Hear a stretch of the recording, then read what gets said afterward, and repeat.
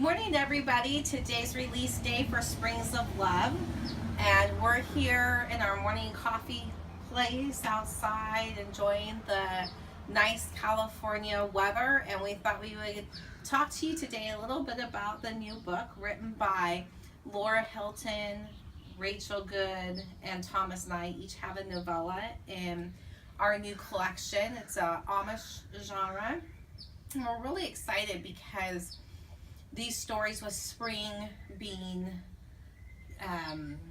like spring bringing newness, and you think of flowers and how they grow in the spring. And it's interesting in these three stories to see how the characters grow and change, and I think you could really enjoy wrapping up your spring as summer's coming with these stories. So let's talk about them a little bit, Denise. Let's start with The Kissing Bridge. That one's by Laura Hilton. And so why don't you tell us a little bit about the story?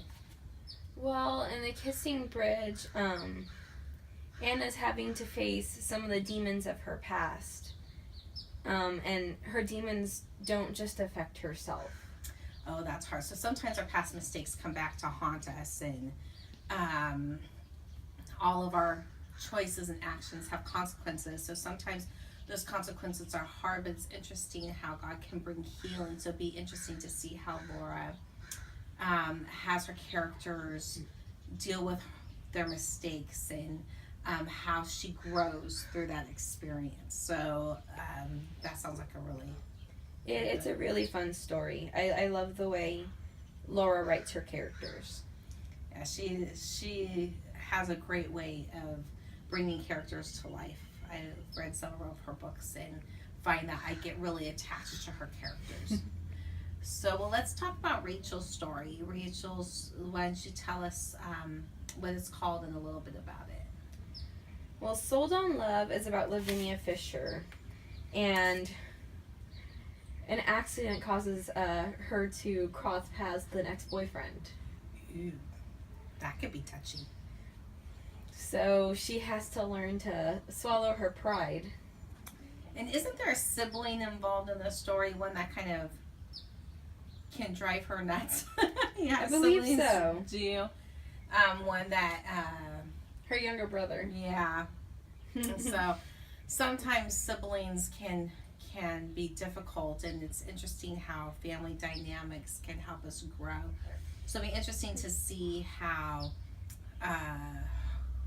Rachel's character grows through the reunion with her ex-boyfriend and her siblings. And I think that's one thing that's really interesting about the Amish is how close they are as a family, and how sometimes family dynamics can, well, in any family, not just Amish family dynamics, can be challenging and a blessing, both.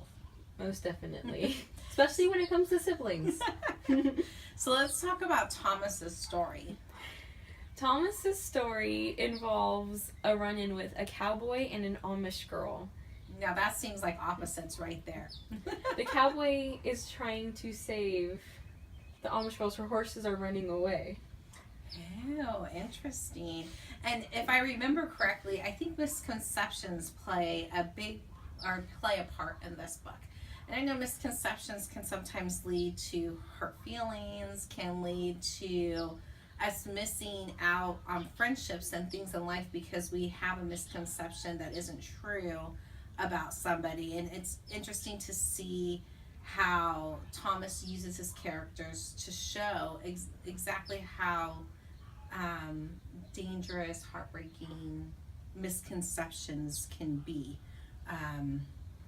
when we don't take the time to really find out about the person and jump to conclusions, wouldn't you say? Most definitely. So it's interesting to see how his characters grow.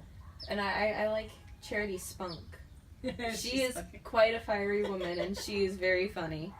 Well, that sounds interesting. All three books are really good, and really a good way to not only have a fun wrap up your spring read, but to also grow and see how the characters grow. But we can also apply that to our own lives, what the authors have to teach us through these stories, wouldn't you say? Most definitely. So thank you for joining us for our morning coffee. We're excited about Springs of Love. We hope you enjoy it. So it's available now on Amazon and Amazon Kindle, Kindle Unlimited, excuse me.